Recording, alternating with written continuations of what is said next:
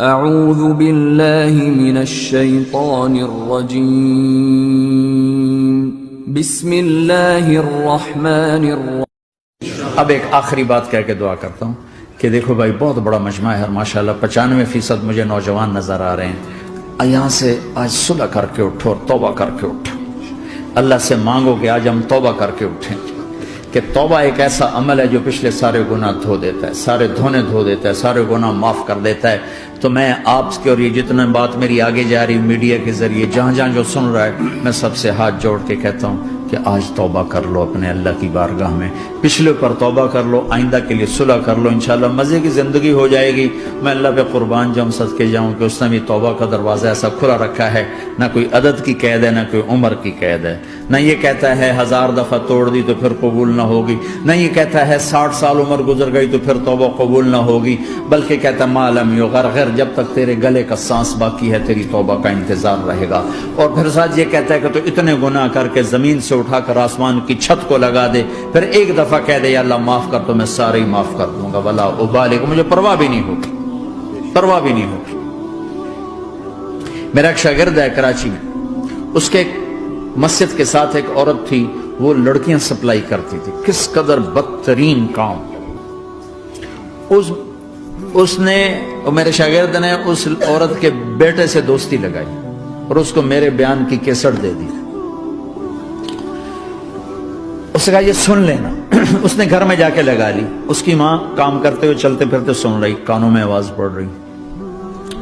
تھوڑی دیر کے بعد وہ آ گئی، کہنے لگی مجھے بھی سنا، تو اس نے سنی، پھر کہنے لگی دوبارہ سنا، پھر دوبارہ سنی، پھر کہنے لگی ایک دفعہ اور سنا، پھر ایک دفعہ اور سنی۔ کہنے لگے یہ کون ہے؟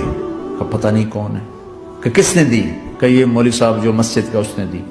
تو اس نے بیٹے کو لیا اور مسجد کے دروازے پر آ کے، لوگ تراویح پڑھ کے نکل رہے تھے، انہوں نے کہا میں یہاں کے امام سے ملنا چاہتی ہوں۔ تو آ گیا، امجد نام ہے اس کا۔ کہا مولوی صاحب یہ کیسٹ آپ نے دی ہے؟ کہا جی۔ یہ کون ہے؟ کہ میرا استاد ہے۔ کیا نام ہے؟ طارق جمیل۔ کہ اس نے کہا ہے کہ جتنے بھی گناہ کرو توبہ کرو تو قبول ہو جاتی ہے، تو میری توبہ قبول ہو سکتی ہے؟ تمہیں تو پتہ میں کیا کرتی ہوں۔ کہاں بی بی، توبہ تو سب کی قبول ہے۔ کہ اچھا پھر میں تمہیں گواہ بناتی ہوں، میری توبہ، میری توبہ۔ اور اگلے دن مسجد میں آنا شروع کر دی تراویح میں، اور دعا کرے یا اللہ اگر میری توبہ قبول ہے تو مجھے اٹھا لے، اگر میری توبہ قبول ہے تو مجھے اٹھا لے، اگر میری توبہ قبول ہے تو زور زور سے دعا کرتی۔ عورتوں کے اس میں جس طرح عورتیں نماز پڑھتی تھی، 29 کی رات سجدے میں اللہ نے اس کو موت دی تھی۔ ساری زندگی لڑکیاں سپلائی کی اور موت آئی رابعہ بصری جیسی۔ توبہ ایسی چیز، اے اللہ میری توبہ قبول ہے تو مجھے اٹھا لے۔ 29 کی رات سجدے میں اللہ نے اس کی روح کو قبض کی۔ تو میرے بھائیو بہنوں، جتنا مجمع آپ موجود ہو، جتنا اس کے ذریعے سے سن رہا ہے، آج توبہ کر لیں۔ پتہ نہیں نہ جانے بلا لے پیا کس گھڑی، پتہ نہیں رب کا بلاوا کب آ جائے، تو ہم توبہ کر لیں اور اپنے مالک کو راضی کر لیں۔ تو نیت کرتے ہو میرے ساتھ؟ سارے کرتے ہو نا؟ تو کہو یا اللہ میری توبہ، پھر کہو یا اللہ میری توبہ، پھر کہو یا اللہ میری توبہ۔ اللہ کی قسم اگر دل سے کہا ہے سب معاف ہوگی۔ میں نواب شاہ میں تھا تو ایک وڈیروں کو جمع گیا، وڈیرے مسجد میں تو آ نہیں سکتے، سندھی وڈیرے، تو ہم نے ایک وڈیرے سائیں کے گھر میں ہی بیان رکھ دیا، تو وہاں آ گئے سارے۔ تو ایک وڈیرے کو لے کر بڑی مونچھیں اور جلالی چہرہ اور بہت غلط زندگی، میں نے بیان کیا، وہ بیان میں روتا رہا۔ جب میں نے کہا ہاں بھائی توبہ، میں ہر بیان میں یہ کرتا ہوں کوشش، شاید کوئی ایک آدمی میرے ذریعے سے توبہ کر جائے تو میری بخشش کا سامان بن جائے۔ تو اس نے زور سے کہا اللہ سائیں توبہ، اللہ سائیں توبہ، اللہ سائیں توبہ۔ ساری زندگی کی غفلتیں تھیں۔ گھر گیا اور یہ ظہر پہ بیان ختم ہوا ہے اور مغرب پہ اس کی موت واقع ہو گئی۔ ساری زندگی گناہوں میں گزار کے وہ گیا جنت میں، کہ توبہ تہدم ما کان قبلہا، کہ توبہ ہر گناہ دھو دیتی۔ شیطان ایک راستے سے آتا ہے، کیا فائدہ توبہ کا، ادھر کرتا ہوں ادھر ٹوٹ جاتی، کیا ارے فائدہ، دیکھو یہ فائدہ نظر آئے کہ نہیں؟ 2 فائدے دکھائیں، ایک سجدے میں مری ہے اور ایک ساری زندگی گناہ کر کے ظہر سے مغرب تک کا حصہ اس نے توبہ کا گزارا ہے اور گیا جنت میں۔ کبھی مایوس نہ ہونا اللہ سے کہ میں اتنے گناہ کرتا ہوں، اللہ کیسے معاف کرے گا، اللہ بڑا کرے، اللہ تھانے دار نہیں ہے، مہربان ہے، دوست ہے، ہمارا دوست ہے۔ اللہ سے باتیں کرو، اللہ سے یاری لگاؤ، اللہ کو دکھڑے سناؤ، یا اللہ میرے ساتھ یہ ہو رہا ہے تو کچھ کر دینا۔ اللہ سے لاڈ کرو جیسے ماں سے لاڈ کرتے ہو۔ اللہ تو پیار کی چیز ہے نا کہ ڈرنے کی، ہاں ڈرنا ہے اپنے گناہوں کی وجہ سے، لیکن پیار غالب ہو، محبت غالب ہو۔ وہ نہیں تھا کہ چرواہا موسیٰ علیہ السلام نے سنا، کہہ رہا اللہ سیاں تو آویں آ، تیری جوہاں کڈاں، تین تیل لاواں، تین کنگھی کراں، تین روٹی کھواواں، تین دودھ پیواواں، یہ اللہ سے باتیں کر رہا۔ تو موسیٰ علیہ السلام نے اس کو بدبخت یہ کیا کہہ رہا ہے؟ کہہ رہا ہے یا اللہ تو میرے پاس آ، میں تمہیں تیل لگاؤں، تیری جوئیں نکالوں، تیری کنگھی کروں، تجھے بکری کا دودھ پلاؤں۔ تو وہ تو بیچارہ ڈر کے رونے بیٹھ گیا۔ جب موسیٰ علیہ السلام طور پر آئے تو موسیٰ علیہ السلام سے اللہ نے کہا موسیٰ تو نے تو میرا یار ہی مجھ سے دور کر دی، مجھے تو اس کی باتیں بڑی اچھی لگتی تھی، تو نے یہ کیا، جا اس کو خوش کر کے جیسے ناراض کر کے آئے۔ چلو اس روایت میں تو کوئی اونچ نیچ ہو سکتی ہے، کچی پکی بات ہو سکتی ہے، لیکن میرے نبی کی صحیح حدیث بتا رہا ہوں۔ میرے نبی مسجد میں صحابہ ہنس رہے تھے تو آپ نے فرمایا جو میں جانتا ہوں تم جانو تو تمہارا ہنسنا بند ہو جائے، رونا زیادہ ہو جائے۔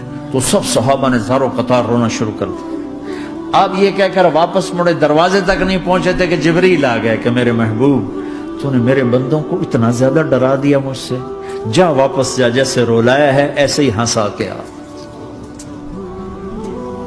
اللہ پاک تو ہمارے مالک خالق، ہمارے مہربان ہیں۔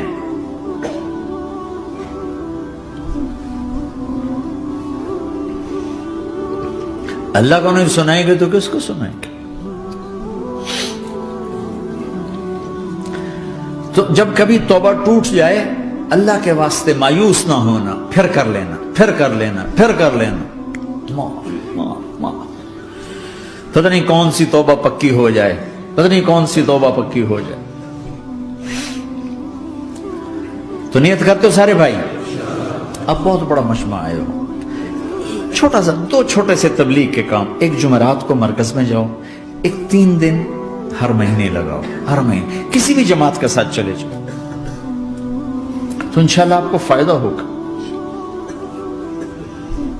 جس جماعت میں 3 دن میں لگے اور میں نے کہا 4 مہینے لگاؤں گا، 4 مہینے اللہ نے تقدیر لکھی تھی، تو میں آگے چلا گیا رائمنڈ سے مل گئی جماعت، سارے ان پڑھ، سارے بڑی میری عمر 18 سال اور سب 40 سال سے اوپر، 60 70 اور سب ان پڑھ اور سب ڈیرہ اسماعیل خان کے دیہاتی، اور اتنے غصے والے کہ جماعت میں روز لڑائی ہوتی تھی۔ ایک آدمی چائے نہیں پیا کرتا تھا تو وہ روزانہ کہتا چائے کیوں بنائی ہے، میری چوانی واپس کرو، 4 آنے میرے واپس کرو، تو 4 آنے روزانہ واپس لیتا تھا۔ باقاعدہ 4 آنے اس کو روزانہ واپس کیے جاتے تھے کہ میں چائے نہیں پیمڑی، میری چوانی واپس کرو۔ اور جماعتوں میں جھگڑا ہوتا ہے کہ تم نے کھانا اچھا نہیں بنایا، اس جماعت میں جھگڑا ہوتا تھا کہ کھانا اچھا کیوں بنایا، اس پہ لڑتے تھے کہ خرچہ زیادہ ہو رہا ہے۔ اور خرچہ کتنا ہوا تھا؟ 1 مہینے کا سفر، جانا آنا بس کا، جانا بس کا آنا، اور اس زمانے میں کوئی کھانا کھلانے والے ہیں، سب خود پکایا، 2-4 جگہ کہیں ضیافت ہوئی، 27 روپے ٹوٹل خرچ ہوا تھا۔ کہ زیادہ خرچہ ہے، روز لڑائی، روز لڑائی۔ ایک اس میں رانگڑ تھا، اس کو اذان کا بڑا شوق تھا، وہ جاتی اذان دینی شروع کر دی، وہ بھائی اللہ کے واسطے بھائی تو مسجد کے معاملے میں دخل نہ دے، کیوں نہ دوں، گردن لمبی ہوگی، مؤذن کی گردن لمبی ہوگی، میں تو دوں گا۔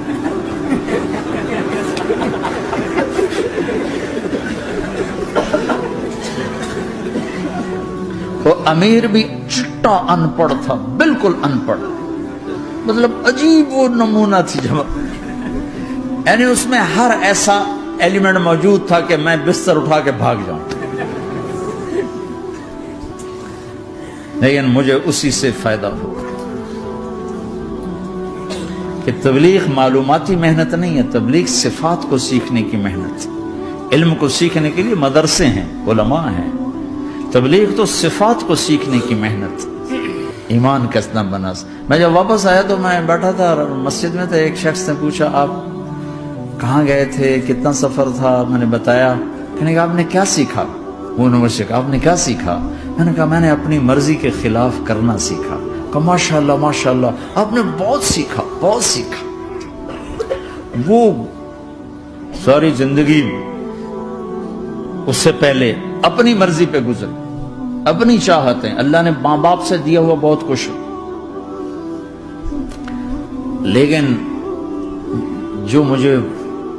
جو میری بنیاد بنی وہ سفر تھا جس میں روز لڑائی ہوتی تھی. تو کسی بھی جماعت میں چلے جاؤ، ویکنڈ چلے جاؤ، یہ نہ دیکھو کون ہے کون ہے، چلے جاؤ. اس جانے میں اللہ کی ہدایت کا نظام چھپا ہوا ہے. اور تم میں کوئی دو ایسے نہ ہو جو لڑے ہوئے ہیں. اٹھتے ہی صلح کرنا. میاں بیوی میں کھٹ بٹ ہے، اٹھتے ہی صلح کرنا. بہن بھائی لڑے ہوئے ہو، ماں باپ سے لڑے ہوئے ہو، اٹھتے ہی صلح کرنا. جو صلح کرنے میں پہل کرے گا اللہ کا محبوب بن جائے گا. شیطان پرانا کھلاڑی ہے نا کوئی، اور ہے بھی تجربہ کار، گول بھی بڑے ٹھگا ٹھگ کرتا ہے. نہیں، وہ روزانہ اپنی میٹنگ بلاتا ہے. میٹنگ، ہاں بھائی کیا کیا؟ تو کہتے ہیں جی زنا کرایا. تو ایسے بیٹھا رہتا ہے یوں سر جھکا کر. چوری کرائی، نماز نہیں پڑھنے دی، جوا کھلایا، یوں کرتا. ایک لنگڑا بھیڑتو شیطان پیچھے سے کہتا ہے جی میاں بیوی کو لڑایا. ہو شاباش، کام تو کر کے آیا ہے. میاں بیوی کو لڑایا، کہتا آجا آگے آجا آگے آجا آگے آجا. اس کو بلا کر گلے لگاتا ہے، پھر یہاں اپنے پاس بٹھاتا ہے. وہ بدبختو، یہ ہے اصل کام. شرابی کی شراب اس کی ذات تک، میاں بیوی کی لڑائی، نسلیں برباد، خاندان برباد، اولاد برباد.